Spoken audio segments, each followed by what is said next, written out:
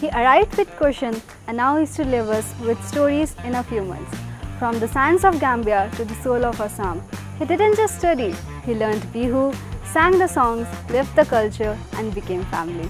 In today's episode, he will share his 3-year journey with us, talking about the memories he made, embracing the differences and discovering a new version of himself.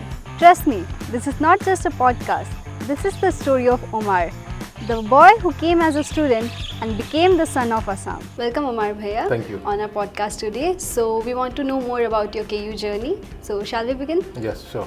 Okay. Let's begin with your first impression. What was it like coming to Assam, especially Jorhat? My journey to Assam, especially Jorhat, it has been an exceptional one. You know, initially the journey started with kind of like an adventure, because when I was preparing to come to this university, at first I did not know much about the university and the place also where I'm going. Not much information, you know. But the moment I arrive here, it's like it's been a very wonderful experience. Thank you. How was the culture shock and what did you fell in love with here? Actually, the culture was kind of like more or less similar to the one we have back home. I can't remember when I came here. It was around October 16th.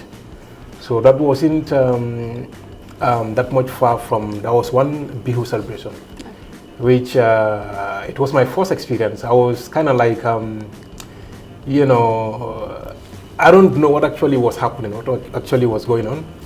And later they told me that, you know, it is Bihu, which is celebrated using these fireworks, and you know. So on that day in the hostel, it was like full of noise.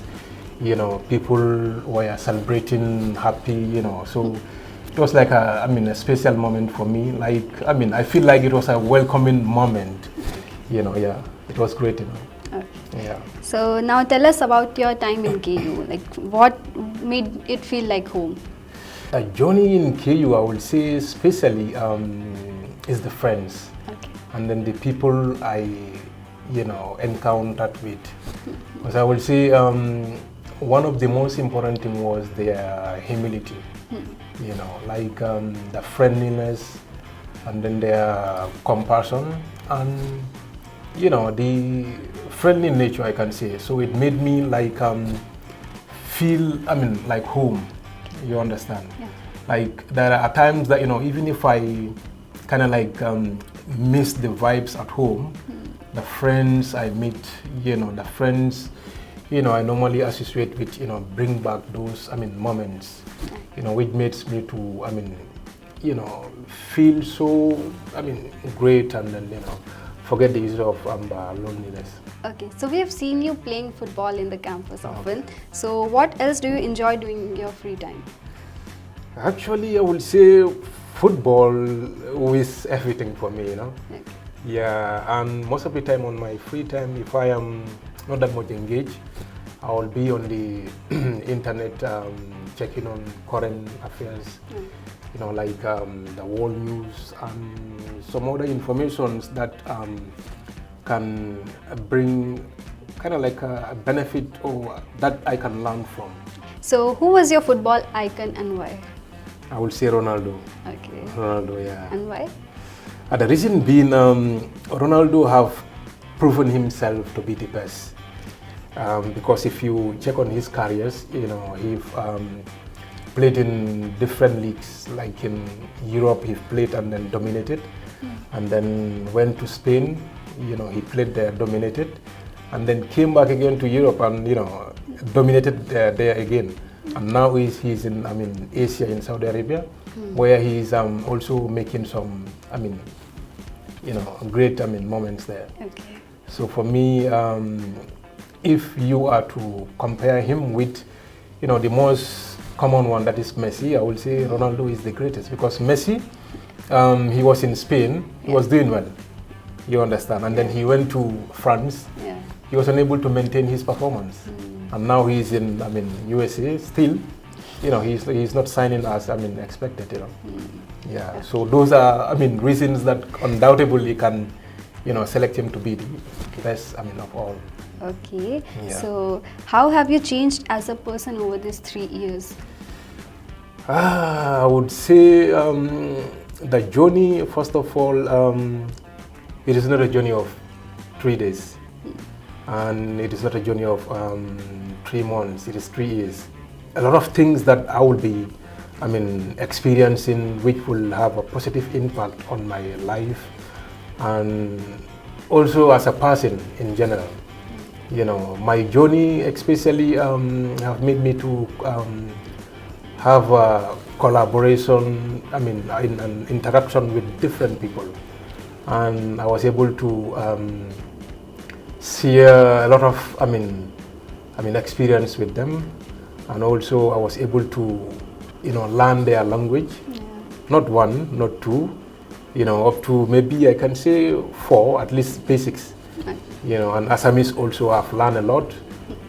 So I would say if you have to ask the things that I've learned, I would say communication and also leadership skills also, in our department where we have a very great leader, our dean, Yeah. who, really have a lot for his students, Yeah. So, he also contributed a lot in my personal developments, which have, made me so proud.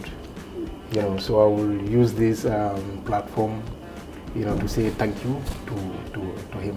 Okay, so now we want to know, who was your favorite teacher or mentor in KU and what made them so special to you?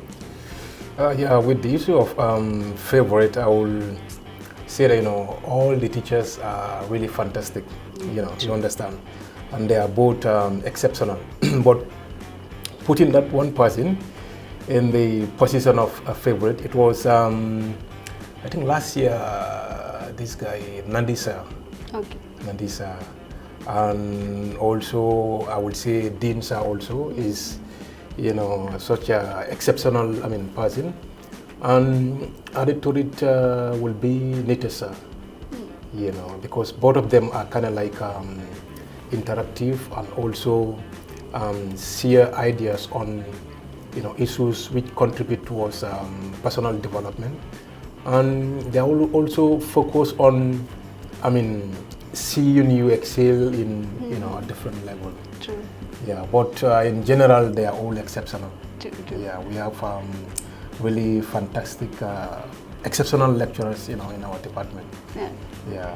Yeah, I feel the same. So, Okay, so as you get ready to say goodbye, so what will you miss the most about KU?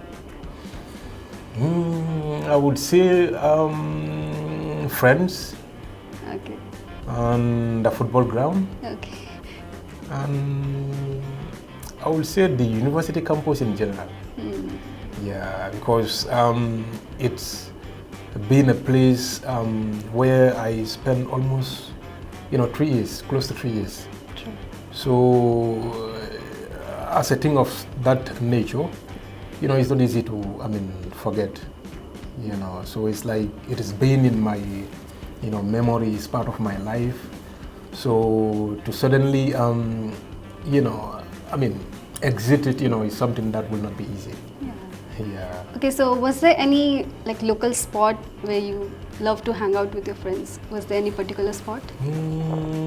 I'm not that guy who used to go out a lot. Okay. But I think during my, if I'm a bit free and I really want to spend some time outside, I used to go to this place, Chai Wall. Okay, Chai World. Yeah. Okay. Yeah, that's the place where I used to go. Okay, so this is a tough one. Do you know any Bihu dance moves or songs? And can we get a short performance? Yes, the song called Bahibora. Okay. Yeah. Bahibora sirakabi bahosungadu.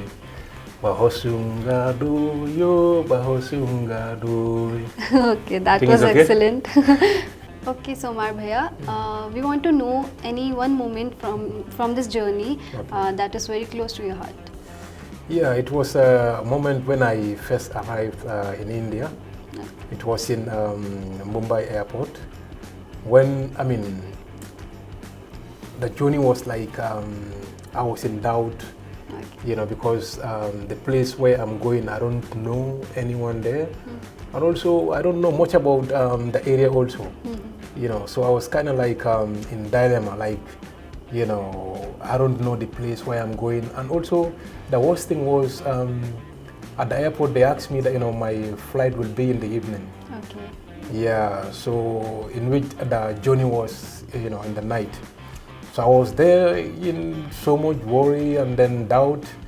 So I met one small boy who really, I would say, I would define it like seeing Assam in Mumbai in the face of one small 10-year boy. Okay. Yeah.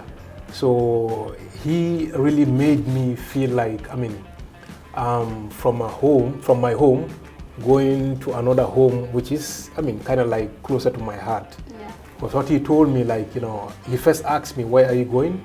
I told him that, you know, I'm going to Assam for studies. Or he told me, yeah, don't worry. That place, you know, the people are very, I mean, humble. Their humility is, I mean, one of a kind. You understand? And added to it, I mean, I was supposed to make a communication with one international guide, you know, whom I was communicating before coming here. Okay. So he even helped me to connect online, to be able to call that man on WhatsApp, you know, and added to that, he made me feel so comfortable. You know, he was with me from Mumbai up to when we arrived at Guwahati Airport. Okay. And then I took a photo with him, and you know, he made me feel comfortable. So I was thinking that in this interview, I kind of like, you know, owe the boy to say at least, maybe he might not, I mean, you know, hear it, but I think I owe him to say thank you for making me, I mean, feel this comfortness, and I mean, seeing the humility of Assam and then the kindness of Assam without even reaching Assam. Okay, so that was perfect, Bhaiya. Thank you. So now we want to know, what are the similarities and differences between African and Indian culture that surprised you? Actually, I think the differences first will be when it comes to some of the food dishes. Yeah. Like in Africa, or in my place specifically, these are dal, you know, aloo. Yeah.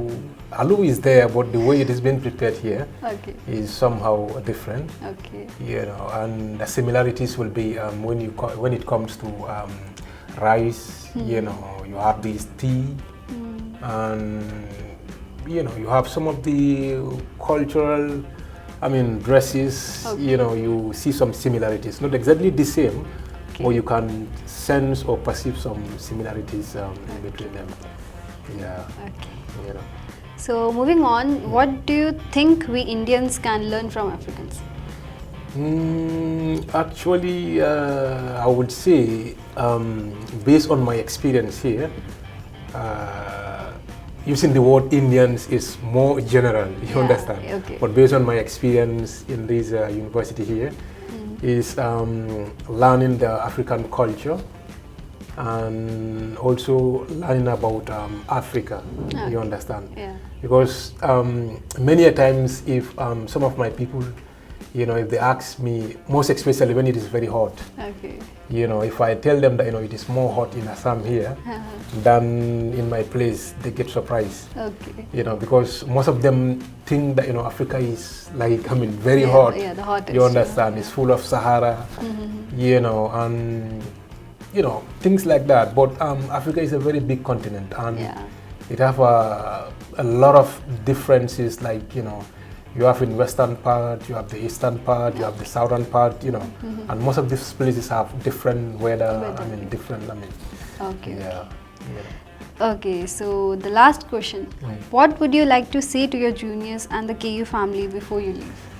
Actually, like most especially the juniors, what I would want to advise them is to be more determined and hold on to, I mean, their aims and objectives.